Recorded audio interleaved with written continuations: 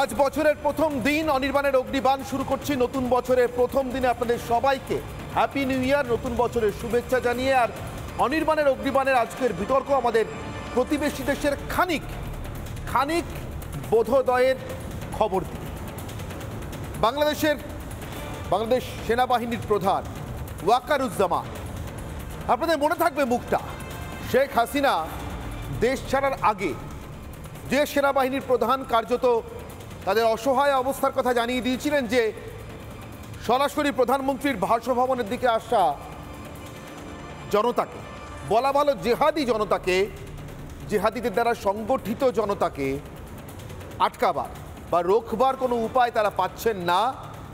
ব্যাপক হিংসার আশ্রয় নিতে হবে, অর্থাৎ গুলি চালাতে হবে বা আরও কোনো হিংসার আশ্রয় নিতে হতে পারে, যাতে শেখ হাসিনা রাজি নন বাংলাদেশের প্রধানমন্ত্রী, আজও যিনি বাংলাদেশের নির্বাচিত প্রধানমন্ত্রী। তাই তিনি দেশত্যাগের সিদ্ধান্ত নিয়েছেন এবং তারপর দেশের পরবর্তী ভবিষ্যৎ কি হবে তা একটি উপদেষ্টা পরিষদ ঠিক করবে।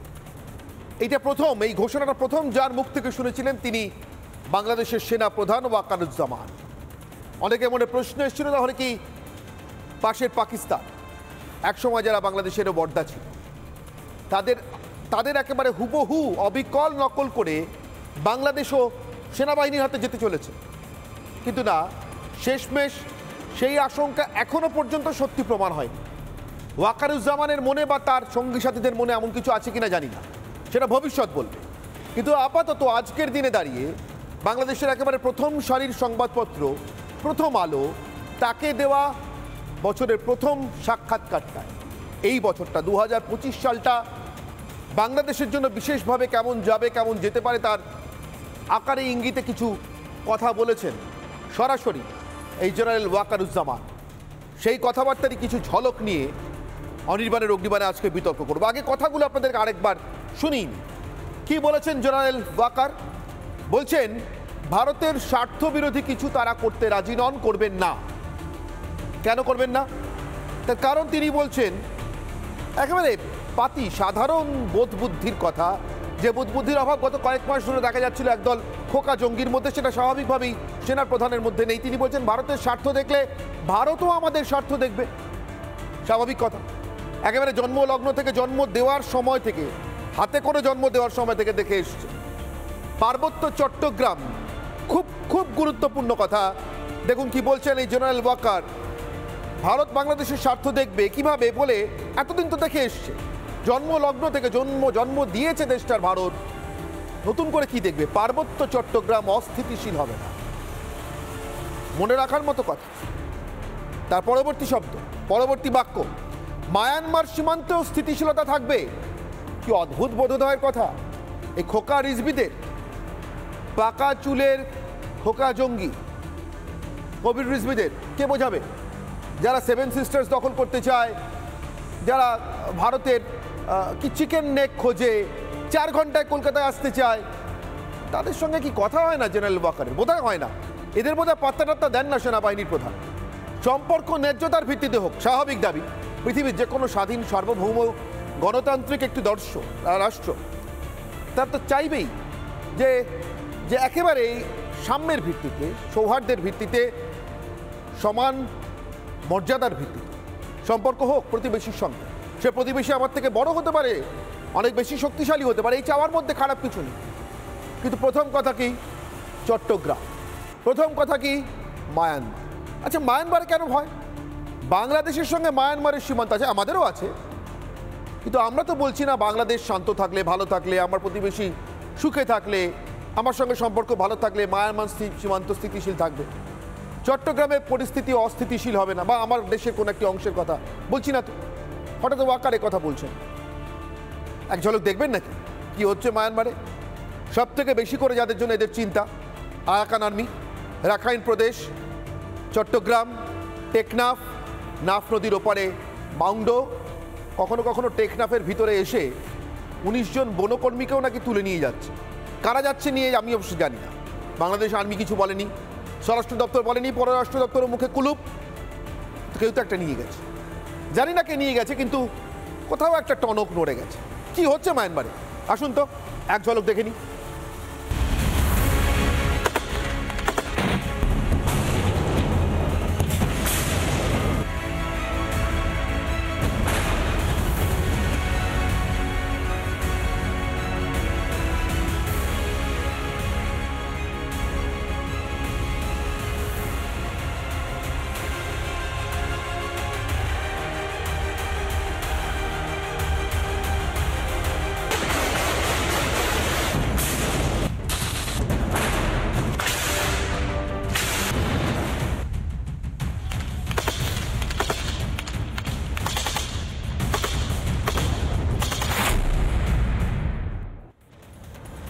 রাখাইন প্রদেশের শেষ বড় শহর গা ওটাও দখল করে নিয়েছে মায়ানমার আর্মি, মাফ করবেন আরাকান আর্মি, মায়ানমার জুন্টার হাত থেকে। ফলে রাখাইনের পূর্ব থেকে পশ্চিম, উত্তর থেকে দক্ষিণ, যা একেবারে বাংলাদেশের গায়ে লাগোয়া, যা নিয়ে চট্টগ্রামের ভয় হয় যে মায়ানমার সীমান্ত অস্থিতিশীল হলে জেনারেল ওয়াকারের চিন্তা হয়। চীন প্রদেশ আরাকান আর্মির আরেক সহোদর, আরেক সঙ্গীদের একেবারে বিপ্লব ভূমি। বিদ্রোহীরা ওটাও দখল করে নিয়েছে, ওর সঙ্গে চট্টগ্রামের সীমান্ত আছে। অবস্থা ভয়ঙ্কর। পুরো ছবিটা ছোট্ট করে এক ঝলকে আপনাদের দেখালাম। আচ্ছা, মায়ানমারে যে জুন্টার শাসন বলে আর কিছু নেই, এই আরাকান আর্মি এবং তার সঙ্গী বিভিন্ন বিদ্রোহী সেনাদল, এরাই যে আসলে দেশটা চালাচ্ছে, এটা ওয়াকারুজ্জামান জানে, ভারত জানে না? জানে, অনেক আগে থেকে জানে, অনেক দিন আগে থেকে জানে। জেনে শুনে ভারত নিজের মতো করে রাস্তাও বেছে নিয়েছে। সে রাস্তা কেমন তার পুরোটা না বললেও বলতে নেই, বিদেশ নীতি কূটনীতির নিয়মটাই তাই, কেউ বলে না। কিন্তু ভারত বুঝিয়ে দিয়েছে রাস্তাটা কি, কোন রাস্তায় ভারত যাচ্ছে। আরেকবার মনে করিয়ে দিই, মাসখানেকও হয়নি দেশের সংসদে আমাদের বিদেশমন্ত্রী এস জয়শঙ্কর বুঝিয়ে দিয়েছিলেন আমরা কি করছি, কিভাবে করছি Myanmar. With regard to Myanmar, sir, that there is very little government authority on the other side of the border. So most of what we have to do ourselves. অতএব ভারত নিজের মতো করে বুঝে নিয়েছে, ভারত জানে কি করে বুঝে নিতে হয়। বাংলাদেশ এখনো বুঝে নিতে পারেনি। জেনারেল ওয়াকারুজ্জামান মনে করিয়ে দিচ্ছেন কোথায় কোথায় বাংলাদেশের ভারতের উপরে নির্ভরশীলতা, কোথায়। প্রথম আলোকে দেওয়া সাক্ষাৎকারে সেগুলোও বলেছে, বলা ভালো, মনে করিয়ে দিয়েছে। এই রুহুল কবির রিজভিদের, খোকা জঙ্গিদের, না সরাসরি ইউনুসকে তার চেলা চামুন্ডাদের, কী সব ব্যবস্থাপক, সমন্বয়ক, আরও কী সব গালভারী নাম আছে, যারা ভারতের ম্যাপ থেকে নতুন জমি নিয়ে নতুন ম্যাপ তৈরি করতে চায় বলে ফেসবুকে পোস্ট করেই 2 ঘন্টার মধ্যে তুলে নেয়। তাদেরকে মনে করাচ্ছেন কি ওয়াকারুজ্জামান? জানি না, আমাদের মনে না করালেও চলবে, আমরা তো জানি। দেখুন, সংসারে বর্দাই থাকে, ছোট ভাই থাকে। ছোট ভাইয়ের জন্য আমরা কি করি, আমরা ফিরেও দেখি না, মনেও রাখি না। কিন্তু ছোট ভাই মনে করছে, 6 মাস পরে হঠাৎ আবার হুঁশ ফিরছে কেন? দেখুন তো কোথায় কোথায় বলছে ভারতের আমাদের কাছে গুরুত্বপূর্ণ। ভারত কেন ব্যাখ্যা করছেন ওয়াকারুজ্জামান। আমরা বলছি না, ভারতের প্রধানমন্ত্রী, স্বরাষ্ট্রমন্ত্রী, বিদেশমন্ত্রী, বিদেশ সচিব কেউ কোথাও একটা বিবৃতি দিয়ে কিচ্ছু বলছেন না। কোথায় কোথায় ডিপেন্ডেন্ট, কোথায় কোথায় নির্ভরশীল বলছেন। আমরা অনেকভাবে ভারতের উপর নির্ভরশীল। বাংলাদেশের সেনাপ্রধান বলছেন, প্রথম আলোকে দেওয়া সাক্ষাৎকারে বলছেন, আজকের দিনে 2025-এর 1 তারিখে দাঁড়িয়ে বলছেন ভারতে অনেক চিকিৎসার জন্য, অনেকে যায় চিকিৎসার জন্য, অর্থাৎ চিকিৎসার জন্য নির্ভরশীল। কিছু মূর্খ দেশে বলছে টাকা দিয়ে আমেরিকা যাও, করে এসো চিকিৎসা, পাকিস্তান চলে যাও, চীন চলে যাও, হাতের কাছে চিকিৎসা করে এসো, ভারতে আসতে হবে কেন? ভাই, কে বলেছে ভারতের হাসপাতাল তোমাদের ছাড়া চলবে না? দেশের ভিতরে ফেক নিউজ ছড়িয়ে ক পয়সা পাও জানি না, কিন্তু ভারতে না এলে যে খেতে পাও না সে তো জানি। তোমাদের সেনাপ্রধান জানে অনেক পণ্য ভারত থেকে কেনা হয়। যে বলছেন পরের লাইন, ভারতের অনেকেও বাংলাদেশে কাজ করে। এবার ভারতের কথা বলছেন, ভারত থেকেও যে অনেকে কাজ করতে যায়। বলছেন ভারতের সঙ্গে দেওয়া নেওয়ার সম্পর্ক, অর্থাৎ আমরা দিচ্ছি নিচ্ছি দুটোই চলছে। এই ভারতের অনেকে কাজ করতে যান। আমার হঠাৎ করে মনে পড়ে গেল আরেক খোকা জঙ্গি। কাজ করতে যাওয়া ভারতীয়দের কথা বলে জেনারেল ওয়াকারুজ্জামান বলছেন দেওয়া নেওয়ার সম্পর্ক। আর ওই খোকা জঙ্গি কি বলছে, লাথি মেরে ভারতীয়দের তাড়াতে হবে। দেখুন তো একবার, মনে করতে পারছেন কিনা কয়েকদিন আগে বলা কথা। 4 দিনের মধ্যে আমরা কলকাতা দখল করে নেব, আমরা দখল করে নেব। মাঝে মাঝে বলি না 26 লাখ ভারতীয়, এগুলো কোথায়? একটা করে ইন্ডিয়ানকে ধরে লাথি মেরে ইন্ডিয়ার সীমান্তে ঢুকাই দিয়ে আসতে হবে। আমরা ভারতের সঙ্গে কোনো বন্ধুত্ব চাই না, যে অবস্থা শত্রুতাই চাই, বন্ধুত্ব চাই না। সেভিং সিস্টার বলতে কিছু নাই, প্রয়োজন হলে ওটা বাংলাদেশের সাথে একত্রিত হয়ে যাবে ইনশাল্লাহ, সেই দিন বেশি সময় নাই। আমরা ওদের পণ্য বর্জন করব। আমরাও আমাদের নবাবের এলাকা ওই বাংলা, উড়িষ্যা এবং বিহার আমরা দাবি করব। এটা তো আমাদের ন্যায্য পাওনা। আলহামদুলিল্লাহ। কি বলছেন রিজভী সাহেব? হ্যাঁ, জেনারেল ওয়াকার কি বলছেন, আপনারা কি বলছেন? কার ভীমরতি হলো, আপনাদের না আপনাদের সেনাপ্রধান? এফডি বলেও তো থামছেন না, আরও এগিয়ে যাচ্ছে। যে চীনের একটু দৃষ্টি পাওয়ার জন্য, চীন নাকি খুব তৃষ্ণার্ত, বাংলাদেশকে বন্ধু হিসেবে চায়। চীনের জন্য আপনাদের তৃষ্ণাটা দেখুন। দিন দেয়নি কিছু চীন এখনো পর্যন্ত, হাতে করে কিচ্ছু দেয়নি। উল্টে চীনের নিবেশ করা, বিনিয়োগ করা কায়াকপু বন্দরটা মায়ানমারে আরাকান আর্মি দখল করে নিচ্ছে। ওই আরাকান আর্মি দেখালাম একটু আগে।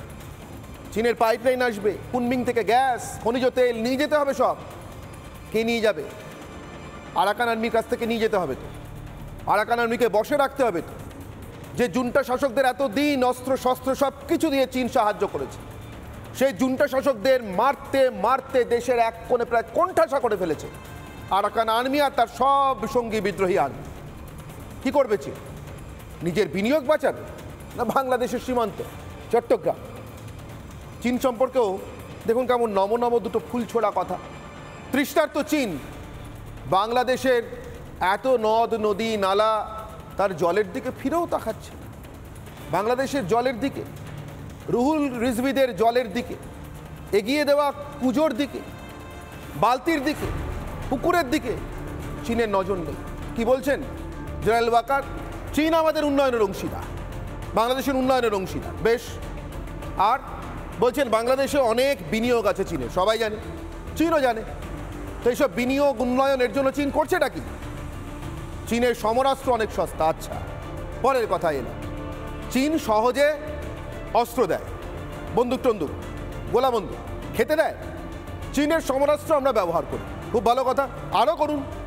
চীনের সঙ্গে যারা অর্থনৈতিক সম্পর্কে জড়িয়েছে, আর্থিক সম্পর্কে জড়িয়েছে, তারা কিছুদিন পরে শ্রীলঙ্কাকে দেখলে জানতে পারবেন। আজকাল তো সার্কের বৈঠক টৈঠক কম হয়, হলে না হলেও শ্রীলঙ্কার বিদেশমন্ত্রী প্রধানমন্ত্রীর সঙ্গে একটু কথা বলে নিতে পারেন ইউনুসরা। চীনের থেকে টাকা নিলে কোথায় গিয়ে দাঁড়াতে হয়, দেশটাকে পুরো দেউলিয়া করে বাজারে দাঁড় করিয়ে দেয়। তো চীন থেকে অস্ত্র নিচ্ছেন, নিন, আমাদের কোনো ক্ষতি নেই। আপনাদের টাকা নদীতে ঢালবেন না খালে ঢালবেন না ড্রেনে দেবেন, আপনাদের না। সস্তায় অস্ত্র দেয় চীন, সস্তায় খাবার দেয় ভারত, কোনটা প্রেফার করছেন আপনারা বুঝে নিন। কিন্তু এর পরের কথাটাও আছে, সেই পরের কথাটাতে এবার আসছে। আচ্ছা, এই যে আরাকান আর্মি জানি এত অসহায়তা, চট্টগ্রাম বাঁচানোর জন্য প্রাণ আকুপাকু করছে, ভারতকে খুশি রাখলে অস্থিতিশীল হবে না, ওয়াকারুজ্জামান বলছেন, বুঝে গেছেন, মনে করিয়ে দিচ্ছে না, আসলে বার্তা দিচ্ছেন ইউনুসকে তার চালাদে। সেই আরাকান আর্মি আর চীনের মধ্যে সম্পর্কটা কেমন যাচ্ছে এই মুহূর্তে? আরাকান আর্মি চুপ করে বসে নেই, গা দখলের পর লম্বা বিবৃতি দিয়েছিল আরাকান আর্মি। এই যে যুদ্ধের ছবিগুলো আপনারা দেখছেন, গোটা মায়ানমারটাই প্রায় দখল হয়ে যাওয়ার ছবি। তারপর আরাকান আর্মির চীনা মাঞ্জা, এ মাঞ্জায় কত ঘুড়ি কেটেছে আর কাটবে আমি জানি না, কিন্তু তা নিয়ে একটা হিসেব নিকেশ হতেই পারে সংখ্যা তত্ত্বে, সম্ভাবতা। আরাকানের চীনা মাঞ্জাটা কীরকম? এই লম্বা স্টেটমেন্টের একদম শেষ প্যারাগ্রাফের শেষ দুটো বাক্য আমি মর্মোদ্ধার করে পাঠোদ্ধার করে আপনাদের জন্য দিচ্ছি। শেষ কয়েক বছর গণপ্রজাতন্ত্রী চীনের নেতৃত্বেই, ভাবুন, আরাকান আর্মি যুদ্ধ করছে কার বিরুদ্ধে? জুন্টা। তার মাথায় কে? চীন। তাকেও সস্তায় অস্ত্র দেয় কে? ওই চীন যে চীনের কাছ থেকে অস্ত্র পাওয়ার কথা বলছেন ওয়াকারুজ্জামান।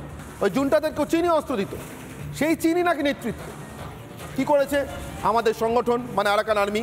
কোকাং এবং তাং মানে তাং ন্যাশনাল আর্মি, শান, কোকাং, ওয়া, চীন স্টেট, খুব বিস্তৃত পরিসর, বিরাট জায়গা জুড়ে চীন এবং মায়ানমারের মধ্যে সীমান্ত সুরক্ষা সহ বিভিন্ন ক্ষেত্রে কাজ করে চলেছে।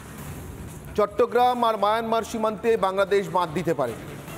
আরাকান আর্মি চীনের অস্ত্রশস্ত্র যোগানোর জুনটাকে সাফ করে দেশে কোণঠাসা করে বলছে, আরে এতদিন তো চীনই আমাদের নেতা, চীনের নেতৃত্বেই তো এসব করছি। মানেটা কি? বলছেটা কি আরাকান আর্মি?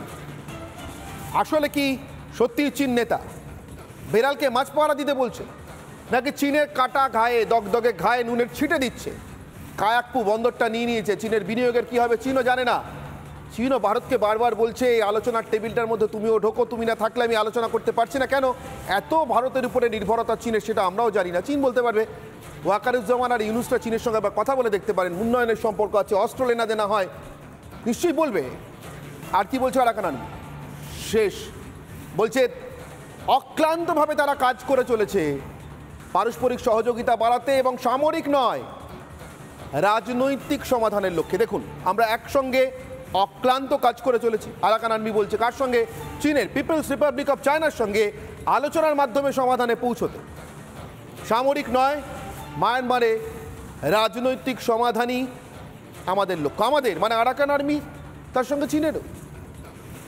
তার মানে চীন অস্ত্র যাকেই বেচুক, মায়ানমারের জুনটাকে অথবা বাংলাদেশের ইউনুসকে, চীন এমন লোকের সঙ্গে আলোচনা করে তলায় তলায় সীমান্ত সুরক্ষা চালিয়ে যায়, মানে নিজের সীমান্ত পাহারা দেয়, যারা সামরিক নয় রাজনৈতিক সমাধান খোঁজে। সোজা কথায় আরাকান আর্মি বলে দিল মায়ানমারের রাজনৈতিক ক্ষমতাটা আমরা হস্তগত করতে চলেছি। বাপু চীন ভালোই ভালোই সঙ্গে আসবে তো এসো, না হলে দেখো তোমাকে মাথার উপরে শিরোপরি নারায়ণের মর্যাদা দিলাম, এরপরে তুমি আমার সঙ্গে থাকবে নাকি? এরপরেও অন্তত নেতার মৌখিক স্বীকৃতিটুকু স্বীকার করে নিজের বিনিয়োগ বাঁচাতে চেষ্টা করবে, নাকি সরাসরি তোমার বিরুদ্ধে যুদ্ধ করবে? এটা একটা সতর্ক বার্তা। বুঝতে পেরে গিয়েছেন ইউনুস, বুঝতে পেরে গিয়েছেন ওয়াকারুজ্জামান, ইউনুসের থেকে বেশি বোধ হয়।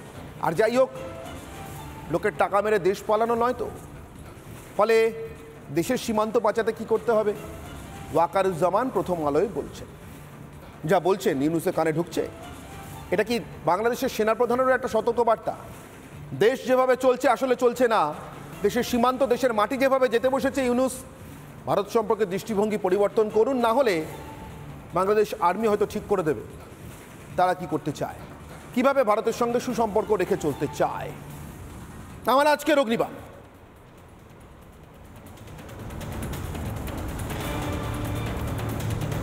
কদিন ধরে স্লোগান উঠছিল না, জামাতিরা, জঙ্গিরা, ইউনুসের চালা চামুন্ডা সাঙ্গ পাঙ্গরা, দিল্লি না ঢাকা, ঢাকা ঢাকা। কোথায় ঢাকা? কি ঢাকা? চট্টগ্রামে তো সব ঢাকা, মায়ানমার সীমান্তে সব খোলা ঢাকা। দেশের সেনাবাহিনীর প্রধান বলছে। আমি জিজ্ঞাসা করছি, আমার অগ্নিবাণ, দিল্লি না ঢাকা, চট্টগ্রামে লেখা? উত্তর পাওয়া যাবে? আমার সঙ্গে উপস্থিত যারা আজকের অতিথি, আপনাদের সঙ্গে পরিচয় করে দিই এক এক করে। আমার সঙ্গে রয়েছেন KL রকিবুল ইসলাম রিপন, বিএনপি সভাপতি, তার সঙ্গে দেশ বাঁচাও মানুষ বাঁচাও আন্দোলনের। দেখি দেশ বাঁচাতে ওরা কী ভাবছেন, ওয়াকারুজ্জামানের লাইনে ভাবছেন কিনা। আমার সঙ্গে রয়েছেন রোকেয়া প্রাচী, আওয়ামী লীগ নেত্রী। আমার সঙ্গে দীপাঞ্জন চক্রবর্তী, প্রাক্তন NSG কর্তা, এবং রাজাগোপাল ধর চক্রবর্তী, আন্তর্জাতিক সম্পর্ক বিশেষজ্ঞ, আমার সঙ্গে যোগ দেবেন কিছুক্ষণের মধ্যে। একদম শুরুতে আমি দীপাঞ্জনবাবু একটু আপনার কাছে আসি, তারপর ওদের কথা শুনবো, ওদের দেশের কথা। দীপাঞ্জনবাবু, এটা কি বিলম্বিত বোধ হয়? আপনার কি মনে হচ্ছে? দেখো, বাংলাদেশের বন্ধুরা যারা আছেন তাদেরও আজকে ইংরেজি নববর্ষের শুভেচ্ছা। তোমার সমস্ত দর্শক শ্রোতা বন্ধু, তোমাদের রিপাবলিক টিমকেও নববর্ষের শুভেচ্ছা। একটা খুব ভালো, আমি শিওর বাংলাদেশের বন্ধুরাও বোঝেন হিন্দিটা। হিন্দিতে একটা খুব ভালো প্রবাদ আছে, জব ভি আঁখ খুলেগা তভি সবেরা। যখন চোখ খোলে তখনই সূর্যোদয়। এখন ব্যাপারটা হচ্ছে, ওয়াকারুজ্জামান একজন জেনারেল। ও কিন্তু এই 6 মাস 8 মাসে যেরকম কিছু দালালরা লাফাচ্ছে তাদের মতো দালাল নয়। উনি একজন জেনারেল, যথেষ্ট যোগ্যতার কোনো সন্দেহ নেই। কিন্তু এবং উনি জানেন বাস্তব পরিস্থিতিটা কি। দেখো, ভারতবর্ষের 3 মূর্তি, যেটা আমরা বারবার বলি, এটা অনেক লোকে বলে না যে বাংলাদেশ থেকে এরম হচ্ছে, কলকাতা দখল করে নেবে, ঢাকা দিল্লি দখল করে নেবে, হিন্দু সনাতন হিন্দুদের উপর অত্যাচার হচ্ছে, প্রধানমন্ত্রী কি করছে। আমরা একটা কথা সবসময় প্রথম দিন থেকে আমি বলেছি, আমি আজকেও বলছি, যে ভারতের যে 3 মূর্তি রয়েছে, প্রধানমন্ত্রী নরেন্দ্র মোদী, বিদেশমন্ত্রী S জয়শঙ্কর এবং আমাদের রাষ্ট্রীয় সুরক্ষা পরামর্শদাতা national security adviser Ajit Doval sir, এই 3 মূর্তি কিন্তু ভারতের রাষ্ট্রীয় সুরক্ষার জন্য যেখানে যা যা করার করছে। ভারতকে আক্রমণ করার শিক্ষা এখন পাকিস্তান পাচ্ছে। তারা এখন খাইবার পাখতুনখোয়া, বালুচিস্তান এবং পাক অকুপাইড কাশ্মীর রক্ষা করতে পারে কিনা দেখো। যেটা আমি বারবার বলেছি যে বছর খানেকের মধ্যে পাকিস্তানের মানচিত্র বদলে যাবে, সেটা হচ্ছে। এবার এসে গেলাম বাংলাদেশে। বাংলাদেশ ভারত দখল করবে সেটা তো পরে, বাংলা, বিহার, উড়িষ্যা দখল করবে। চট্টগ্রাম, কক্সবাজার দখল করতে রাখতে পারে কিনা নিজেদের মানচিত্রে, সেটাও দেখা যাচ্ছে। ব্যাপার হচ্ছে, এটা কিন্তু ওয়াকারুজ্জামান নিজে বলছে না। আমি বিশ্বাস করি যে ইউনুস তোমার আমার থেকেও বেশি বোঝে যে বাংলাদেশের পরিস্থিতি, পরিবেশটা কোথায়, অর্থনীতি এবং সমস্ত দিক দিয়ে কোথায় চীন হাত গুটিয়ে নিয়েছে। 20 তারিখ ডোনাল্ড ট্রাম্প ক্ষমতায় আসছে, তারপরে কি হবে পৃথিবীর পথ পরিবর্তন সেটা ইউনুস বোঝে। ইউনুস নিজের মুখে বললে সেটা সম্ভব নয়, কারণ ইউনুস সন্ত্রাসবাদ আর এই সাম্প্রদায়িক দালালদের ঘাড়ে চেপে বসে আছে, ওই বাঘের থেকে নামলে বাঘ খেয়ে ফেলে। ইউনুস এই কথাগুলো ওয়াকারুজ্জামানকে দিয়ে বলাচ্ছে, কারণ একটা জেনারেল। তোমার কি মনে হয় বাংলাদেশের আজকের পরিস্থিতিতে ওয়াকারুজ্জামান 180 ডিগ্রি ঘুরে নিজের মতামত দিচ্ছে? না, এটা ইউনুস দিচ্ছে। কিন্তু ইউনুসের উপদেষ্টা পরিষদ দালাল আর সাম্প্রদায়িক আর সন্ত্রাসবাদীদের চামচা বেলচার, তো তারা কি করে বলবে? আমরা কোনো দিনই প্রথম দিন থেকে বলেছি, এখনো বলছি, বাংলাদেশের দুঃস্বপ্নেও কখনো ক্ষমতা হবে না, বা বাংলাদেশ আর্মির ক্ষমতা হবে না ভারতবর্ষ দখল করার এই সমস্ত দুঃস্বপ্ন দেখায়। কিন্তু যেটা করছে সেটা হচ্ছে সন্ত্রাসবাদ। যেরকম ভাবে পশ্চিমবঙ্গ, আসাম, ত্রিপুরায় সন্ত্রাসবাদীদের ঢোকাচ্ছে, এটা নিঃসন্দেহে আমাদের জন্য একটা কনসার্ন।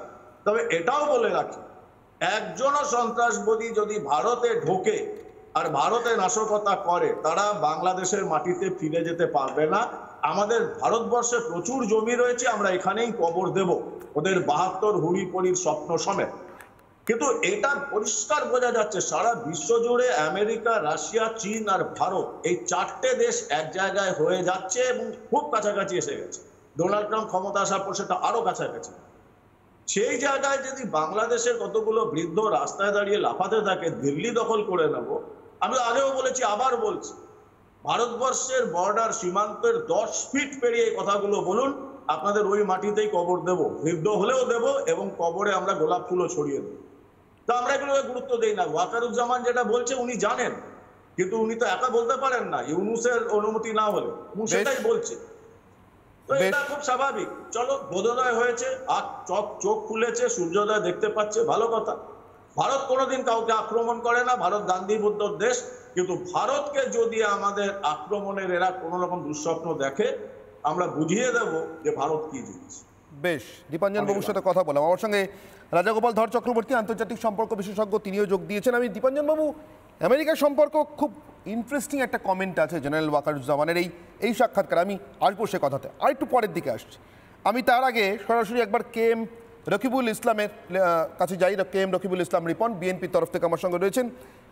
বিএনপির সঙ্গে গত কয়েকদিনে খটাখটি বেড়েছে ইউনুস সরকারের।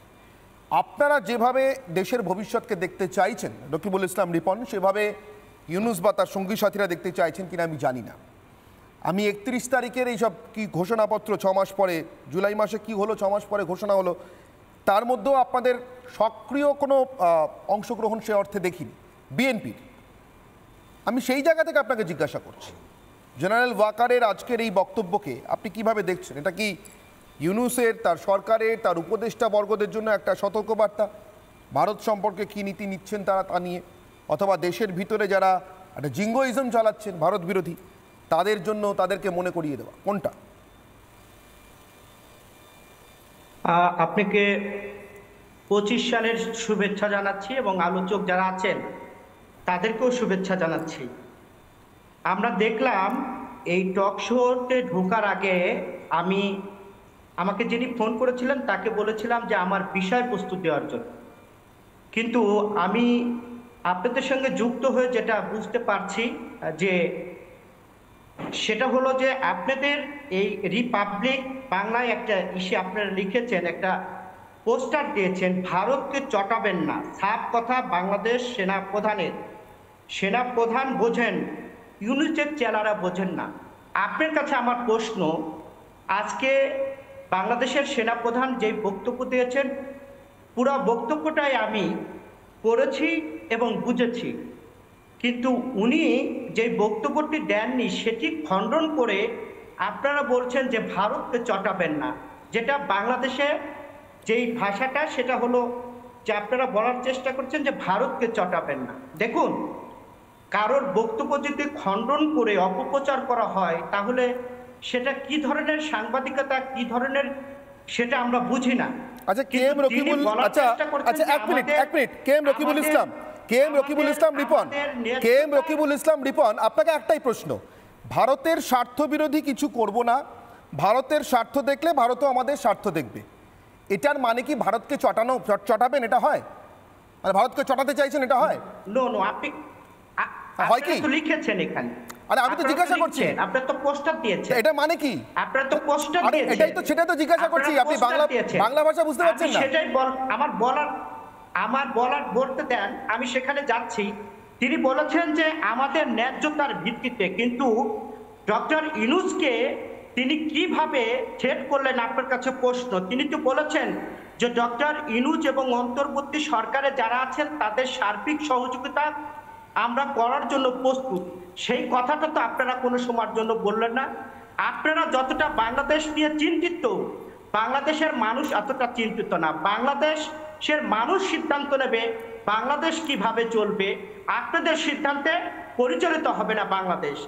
টাইম অফ ইন্ডিয়া একটি প্রতিবেদন আমি আজকে পড়লাম, টাইম অফ ইন্ডিয়া, তারা যেটা বলার চেষ্টা করছেন যে ভারতের পশ্চিমবঙ্গের যে ব্যবসায়ীরা তাদের মাথায় হাত, সেখানে কোন রকম ব্যবসা, অর্থাৎ সেনাপ্রধান যেটা বোঝানোর চেষ্টা করছেন, ওটা আপনার দেশের টাইমস অফ ইন্ডিয়া, ভারতের টাইমস অফ ইন্ডিয়া এরকম কোনো খবর বের হয়নি। ন্যায্যতার ভিত্তিতে ওটা আপনার দেশে, আমি প্রমাণ দিচ্ছি, আমি বলছি টাইম অফ ইন্ডিয়া বলছে। না না না, ওটা আপনার দেশে, ওটা আপনার দেশে। ভয়ঙ্কর তথ্য যেটা আপনার দেশে সবচেয়ে ভয়ঙ্কর যে তথ্য, ওয়াশিংটন পোস্ট আজকে একটি প্রতিবেদন করছে যেটা সারা বিশ্বের গণমাধ্যমে দেখাচ্ছে, শুধু আপনার গণমাধ্যমে দেখায় না। এশিয়া মহাদেশে প্রতিটি জায়গায় এই ভারতের যারা শাসক দল তারা শাসন এবং শোষণ এবং ষড়যন্ত্র করার লিপ্ত, এবং প্রতিটি দেশে তারা সবসময়ের জন্য ষড়যন্ত্রে লিপ্ত থাকে। তাদের গোয়েন্দা সংস্থা র রকিবুল ইসলাম রিপন, শুনুন আপনাকে বলতে দেবো। আরে আপনি এই যে প্রতিবেদনটার কথা বললেন না, এটা একদম ঠিক, এটা একদম ঠিক। আমি আরে শুনুন কেএম রকিবুল ইসলাম রিপন, আরে বলতে দেবো, বক্তৃতা করতে দিতে পারবো না তো। আরে বলতে দেবো, বক্তৃতা করতে দিতে পারবো না তো। আরে শুনুন না আপনারা, আরে রকিবুল ইসলাম রিপন, না রকিবুল ইসলাম রিপনের ভয়েসটা প্লিজ একটু ডাউন করতে বলো পিসিআর কে। রকিবুল ইসলাম রিপন অবশ্যই বলতে দেবো, কিন্তু এটা তো আপনাদের শাহিদুজ্জামান স্যারের ক্লাস নয়। সম্ভব, অসম্ভব, অতি সম্ভব, কোনোদিন সম্ভব না এমন যা কিছু বলবেন আর শুনে যাবো। না ওয়াশিংটন পোস্টের কথা যেটা বলেছেন সেটা একদম ঠিক। ওয়াশিংটন পোস্ট সোরস টোরসের টাকায় চলে। ওরা ভারতের শাসক দল ভারতকে নিয়ে সবসময় ভয় থাকে, দাঁত ফোটাতে পারছে না বলে ভয় থাকে।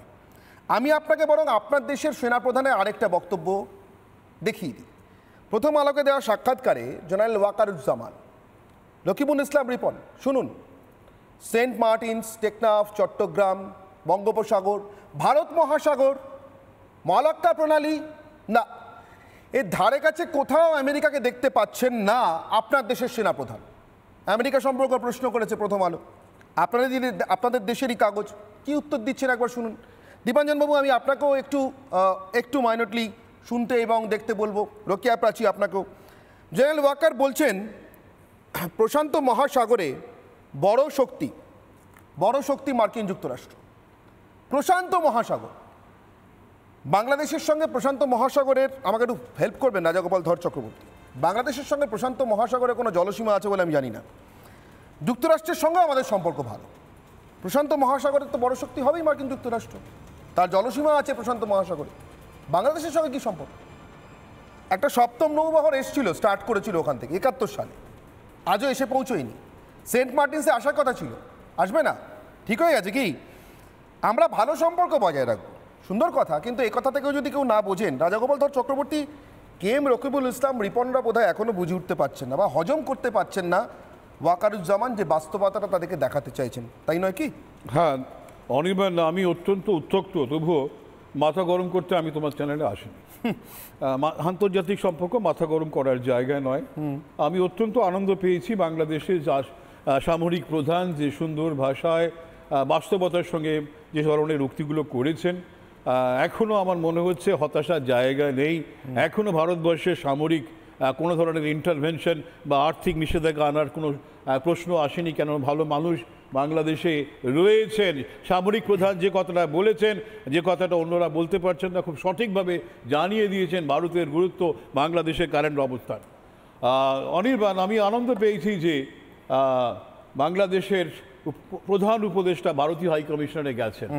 সেখানে উনি অবশ্যই তার বন্ধু বা তার শিক্ষক বা সিনিয়র মনমোহন সিংয়ের কন্ডোলেন্স মেসেজ লিখতে গেছেন, কিন্তু অনেকক্ষণ ছিলেন, আমাদের প্রণয় ভার্মার সঙ্গে অনেকক্ষণ কথাবার্তা বলেছেন। বোঝাই যাচ্ছে যে প্রধান উপদেষ্টা ভারতের হাইকমিশনে যেভাবে সময় দিলেন, বোঝাই যাচ্ছে যে ভারতকে উপেক্ষা করার জায়গা নেই। উনি একটা এক্স হ্যান্ডেলে কোনো মেসেজ পাঠিয়ে দিতে পারতেন বা ভারতীয় হাইকমিশনে কিছু পাঠাননি। আমরা দেখলাম যখন আর এখনকার প্রধানমন্ত্রী নন, তিনি তো প্রাক্তন। হ্যাঁ, ঠিক। এখন ব্যাপারটা হচ্ছে যে শটটা আমরা ছাত্রদের, বৈষম্য বিরোধী ছাত্র যারা বৈষম্য বিরোধীর কথা বলছে, তাদের আওয়াজ কিন্তু আমরা অনেকটাই নরম হতে দেখেছি। 31শে ডিসেম্বর বোধহয় কোনো একটা আর একটা বিপ্লব হতে চলছে বলে আমরা খবর পাচ্ছিলাম, কিন্তু সেটা আমরা করতে তাদের দেখিনি। যাই হোক, এই জায়গায় দাঁড়িয়ে আমার যেটা মনে হচ্ছে যে বাংলাদেশ, রকিবুল ইসলামের বক্তব্য আমি শুনলাম, উনি এখনও রক্ত গরম করে রেখেছেন। ওনারা মনে করছেন বোধহয় এই ফসকে যাচ্ছে বুঝি, এক্ষুনি যদি নির্বাচন না হয় ওনাদের বাংলাদেশের শাসন ক্ষমতা বোধহয় কিছুটা স্লিপারি হয়ে যাবে। তাই যতটা পারা যায় গরম হয়ে যাওয়া, তার সঙ্গে বাস্তবতার কোনো সম্পর্ক নেই। তো যাই হোক, আজকের আমাদের যেটা খেয়াল রাখতে হবে যে আমরা এমন একটা সময়ে এসেছি, উনি বলছেন যে ভারত নাকি ভারতের ব্যবসা বন্ধ হয়ে যাবে, বাংলাদেশের বাজার বন্ধ, এটা কেউ কেউ লিখছে। ঠিক, আমরা রকিবুল ইসলাম আপনি জেনে নিন, আমরা $16 বিলিয়ন জিনিসপত্র আপনাদের দেশে বেচি, এটা ফ্যাক্ট, কোনো ডাউট নেই। আপনারাও আমাদের দেশে বেচেন 2 বিলিয়ন, চায়নাকে বেচেন 1 বিলিয়ন, আমরা তার ডাবল জিনিস বেচি। এই যে পাকিস্তানের স্বপ্ন আপনারা দেখছেন, পাকিস্তানের এক্সপোর্ট ইম্পোর্ট আপনাদের সঙ্গে যোগ করুন, সেটা 600 মিলিয়নের বেশি ঘটে না। সুতরাং যে স্বপ্ন আমরা দেখছেন, তার থেকে অনেক বড় স্বপ্ন আমরা ভারতবর্ষ আপনাদের দেখাচ্ছি। আপনারা সেখান থেকে সরে আসতে চাইছেন, যাই হোক সেটা আপনাদের ব্যাপার। আমরা যদি আপনাদের মার্কেট হারাই, আপনারা যদি বন্ধ করে দেন ঠিক আছে, কিন্তু খেয়াল রাখতে হবে যে দ্রুততার সঙ্গে ভারতের জিনিসপত্র বাংলাদেশে পৌঁছয়, আপনাদের প্রায় 16-17 দিন লেগে যাবে পাকিস্তান থেকে আসতে, 14-15 দিন লেগে যাবে চীন থেকে আসতে। সুতরাং বিপদে পড়লে আমরা এখনও অনির্বাণ, আমাদের জাহাজ এখনও যাচ্ছে, আমাদের ট্রেন, আমাদের গাড়ি এখনও যাচ্ছে এসেন্সিয়াল জিনিসপত্র নিয়ে। আমাদের মেডিসিনস, আমাদের ইন্ডিয়ান মেডিসিনস না হলে বাংলাদেশ চলে না। আমরা কোনো দিন বাংলাদেশের মানুষের সঙ্গে, কোনো মানুষের সঙ্গে আমাদের শত্রুতা আছে আমরা বলিনি। আমরা পরিষ্কার জানিয়ে দিয়েছি আমাদের সম্পর্ক পিপল সেন্ট্রিক। বাংলাদেশের মানুষের সঙ্গে ভারতবর্ষের মানুষের একটা যে সম্পর্ক আছে, কোনো দিন আমরা সেটা ছিন্ন করতে দেব না। সুতরাং মানুষের যদি কোনো ক্ষতি হয় সে কাজ আপনারা করবেন না। কিন্তু বিএনপি বা এই ধরনের পার্টি, জামাত তো তার কথা বললামই না, তারা চাইছে মানুষের ক্ষতি হোক। আমি আশা করব বাংলাদেশের মানুষ যদি আমাদের কথা শোনেন, বোঝেন যে ভারতবর্ষ বাংলাদেশে স্বাধীন করেছিল আমাদের প্রধানমন্ত্রী ইন্দিরা গান্ধী, বাংলাদেশে কিন্তু ভারতীয় পতাকা তোলেননি। বাংলাদেশকে বিজয় দিয়ে তাদের স্বাধীন সার্বভৌম দেশ সৃষ্টি করে ভারতবর্ষে ফিরে এসেছিলেন। পৃথিবীর কোনো দেশ করে না। শেখ হাসিনা সেটা বলেছিলেন যে হ্যাঁ, পৃথিবীর বহু দেশে যারা এসেছিল তারা অধিকার করে নিয়েছিল, কিন্তু একদিনও থাকেনি, তাই না? এটাই একদিনের জন্য থাকেনি, একদিনের জন্য। এটাই হচ্ছে ভারতবর্ষ।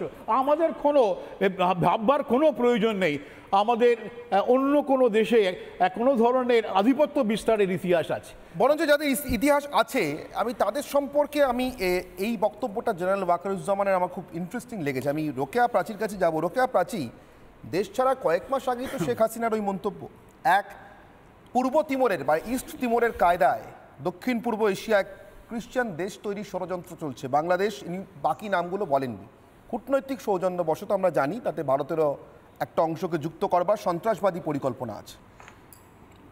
তার সঙ্গে সঙ্গে বলেছিলেন সেন্ট মার্টিনস দ্বীপ নিয়ে কী ধরনের চক্রান্ত চলছে। আজ বাংলাদেশের সেনাপ্রধান 2025-এর প্রথম দিন আপনাদেরই দেশের অন্যতম প্রধান কাগজ প্রথম আলোকে দেওয়া সাক্ষাৎকারে বলছেন প্রশান্ত মহাসাগরে বড় শক্তি মার্কিন যুক্তরাষ্ট্র। আমার প্রশ্ন রোকেয়া প্রাচী আপনার কাছে, সেন্ট মার্টিনের ধারে কাছে তো প্রশান্ত মহাসাগর নেই, বঙ্গোপসাগর আছে, ভারত মহাসাগর আছে, মলাক্কা প্রণালী আছে। ওয়াকারুজ্জামানকে দূরত্বটা বুঝিয়ে দেওয়ার চেষ্টা করছেন ইউনুসকে। ধন্যবাদ।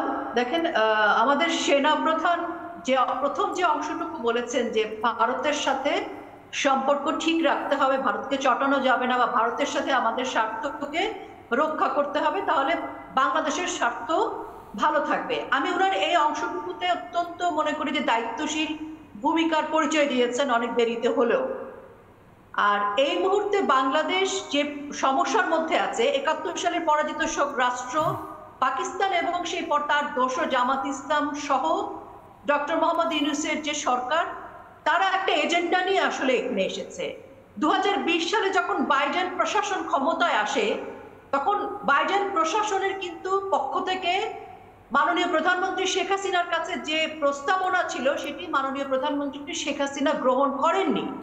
এবং আমরা গত বছরেরও আগে দেখি বাইডেন প্রশাসনের পক্ষ থেকে তার যে একজন অ্যাম্বাসেডর ছিলেন পিটার হাস, সে কিন্তু বাংলাদেশে আসে এবং সেনাবাহিনীর সাথে একটি মত বিনিময়ের অনুষ্ঠানে বাইডেন প্রশাসনের 5টি ইচ্ছার কথা প্রকাশ করেন। আমি 5টি ইচ্ছার কথাটা আপনাদের বলি, আপনারা সকলেই জানেন। তার মধ্যে একটি ছিল সামরিক চুক্তি, ইন্দো প্যাসিফিকে যোগদান, কোয়াডে যোগদান, এবং রাখাইন প্রদেশের সশস্ত্র বাহিনীরা যদি সঠিক অবস্থানে না যায়, রোহিঙ্গাদের যেন ফেরত পাঠানো না হয়, এবং বঙ্গোপসাগরের যে গভীর যে গ্যাসের ব্লক আছে, এটা উইদাউট টেন্ডারে তাদেরকে দিতে হবে।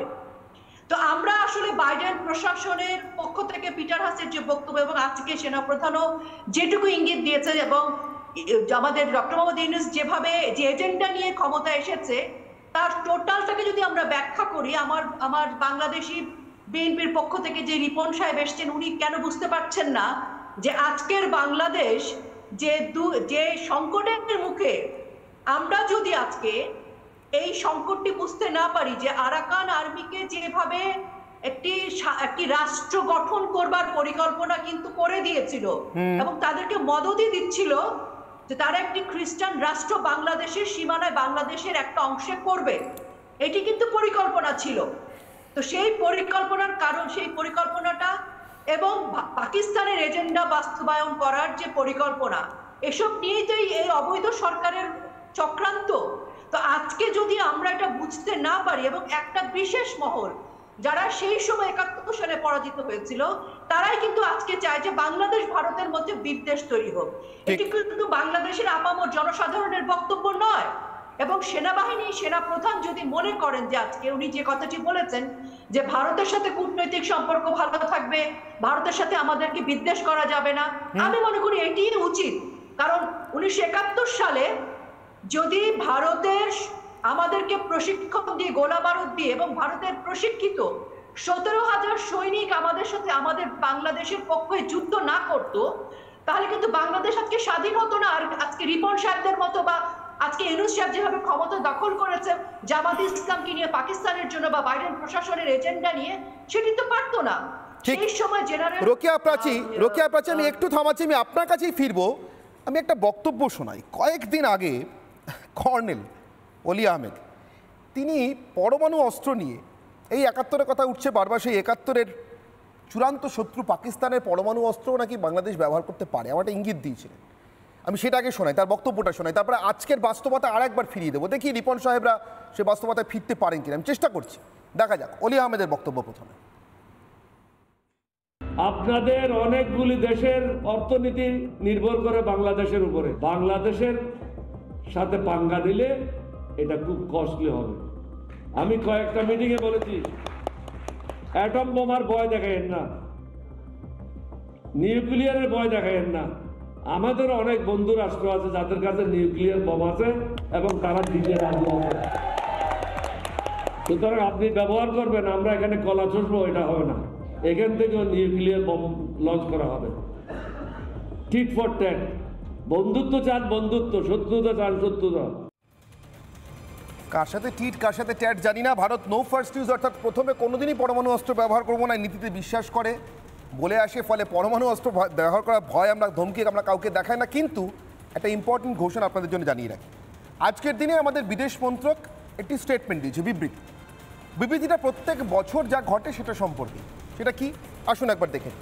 ভারত এবং পাকিস্তানের মধ্যে নিজেদের পরমাণু ইনস্টলেশনস, অর্থাৎ যেগুলো সামরিক কারণে যেগুলো থাকে, অর্থাৎ সামরিক প্রয়োজনে যেগুলো ব্যবহার করা হতে পারে, তার তথ্য বিনিময় করবার রীতি আজও চালু আছে।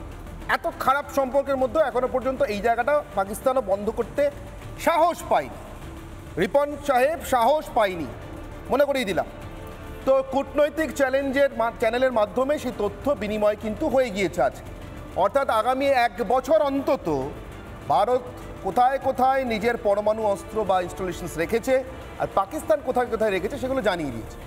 ওর মধ্যে বাংলাদেশের কিছু নেই রিপন সাহেব, মানে আগামী 1 বছর অন্তত পাকিস্তান চুক্তি ভেঙে আপনাদের কিছু দেবে, যেটা আজকে জানিয়েছে আমাদের, মনে হয় না কোনো আশা আছে। আপনি কোনো আশা দেখছেন? 10 সেকেন্ডে প্লিজ, 10 সেকেন্ডে রিপন সাহেব।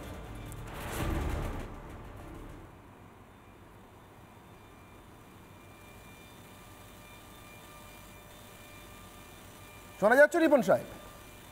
না, রিপন সাহেব আর শুনতে পাচ্ছেন না। আমি দীপাঞ্জন বাবুর কাছে যাবো, তারপরে রোকেয়ার প্রাচীর কাছে গিয়ে শেষ করবো। দীপাঞ্জন বাবু 30 সেকেন্ডে প্লিজ এই এই এই বিবৃতির মর্মার্থ। দীপাঞ্জন বাবু। অজা যুদ্ধে ঋষি শ্রাদ্ধে বাহারম্ভে লোভ ক্রিয়া, এই বাংলাদেশের কিছু অজা বা যে পাঠারা ছাগলেরা যে মাথা টোকাটুকি করছে, এর কোনো পরিণাম নেই। এবং এটা সব থেকে ভালো বোঝেন ওয়াকারুজ্জামান। এখন ইউনুসও বুঝতে পারছে, তাই নিজে না বলে ওয়াকারুজ্জামানকে দিয়ে বলাচ্ছে। ইটস থ্যাঙ্কস টু ওয়াকারুজ্জামান, কারণ উনি একজন জেনারেল। এবং চিরকাল দেখেছি পাকিস্তানও তাই। পাকিস্তান কি সামলাবে, বাংলাদেশে সাপোর্ট দেবে? নিজেরা সামলাক আগে নিজেদের মানচিত্র। খাইবার পাখতুনখোয়া বেরিয়ে গেল বলে পাকিস্তানও তাই, তালিবান ঢুকে পড়েছে। তাই ক্রিকেট খেলতে ভারত যতই অরাজি হোক, ভারত সম্পর্কে পাকিস্তানের শাসকদের যত অসুয়া থাক, নিজের পরমাণু অস্ত্র কোথায় রেখেছে ওরা পাকিস্তান আজও জানিয়ে যাচ্ছে। ভারতকে চটাতে চায় না। রিপন সাহেবের দল চায় কিনা আমি জানি না, ওয়াকারুজ্জামান তো চাইছেন না। রোকেয়া প্রাচী, অন্তত এখানে একটু আশার আলো দেখা যাচ্ছে বাস্তবতার জমিতে দাঁড়িয়ে। রোকেয়া প্রাচী 10 সেকেন্ডে প্লিজ। আমি মনে করি যে সবসময় যে স্ট্র্যাটেজি হওয়া উচিত একটা দেশের, সেটি হচ্ছে যে তার প্রতিবেশীর সাথে সম্পর্কটা কূটনৈতিক জায়গায় স্ট্র্যাটেজিক থাকবে এবং অবশ্যই সুসম্পর্ক থাকতে হবে। এবং এটা শুধুমাত্র সুসম্পর্কটা নিজের স্বার্থের জন্য না, আমি মনে করি যে আমাদের কৃতজ্ঞতা বোধেরও সময় এসেছে। কারণ ভারত যদি সে সময় আমাদেরকে সাহায্য না করতো, আজকে আমরা স্বাধীন হতাম না। তো কাজে সেই কৃতজ্ঞতা বোধের জায়গায় থেকে কিন্তু আমি মনে করি বাংলাদেশের মানুষের বা বাংলাদেশে এখন যারা পাকিস্তান এবং বাইডেন অনেক ধন্যবাদ রোকেয়া প্রাচী। আমার সময় সংক্ষিপ্ত বলে ছাড়তে হচ্ছে। আবারও নববর্ষের শুভেচ্ছা আপনাদের সবাইকে জানিয়ে শেষ করছি। মায়ানমার সীমান্ত হোক, চট্টগ্রাম হোক, অথবা বঙ্গোপসাগর ভারত মহাসাগরের অঞ্চল, বাংলাদেশের সেনাপ্রধান ভারতকে চটিয়ে কিছু করতে চান না। বাকিরা কি চান ভেবে দেখুন। ইউনুস সাহেব, আপনিও নিশ্চয়ই ভাবছেন। আমি আপনাদের প্রশ্ন রেখেছিলাম, চাপে পড়ে ভাব বলছে বাংলাদেশ। সোশ্যাল মিডিয়া প্রশ্ন ছিল আমার। প্রথমে ফেসবুকে আপনারা কত শতাংশ কি উত্তর দিয়েছেন দেখে নেব। চাপে পড়ে বাপ বলছে বাংলাদেশ, 88% বলছেন হ্যাঁ, না বলছেন 12%। এবার এক্স হ্যান্ডেলের পরিসংখ্যান।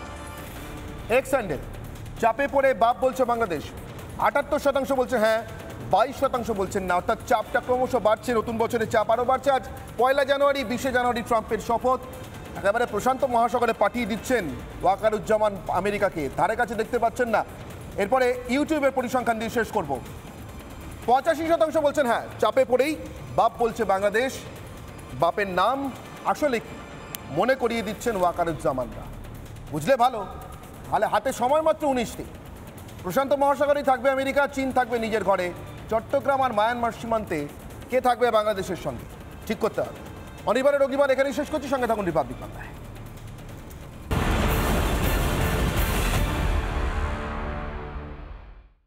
নানা ধরনের কন্টেন্ট দেখার জন্য লাইক করুন, শেয়ার করুন আমাদের ফেসবুক পেজ, সাবস্ক্রাইব করুন আমাদের ইউটিউব চ্যানেল।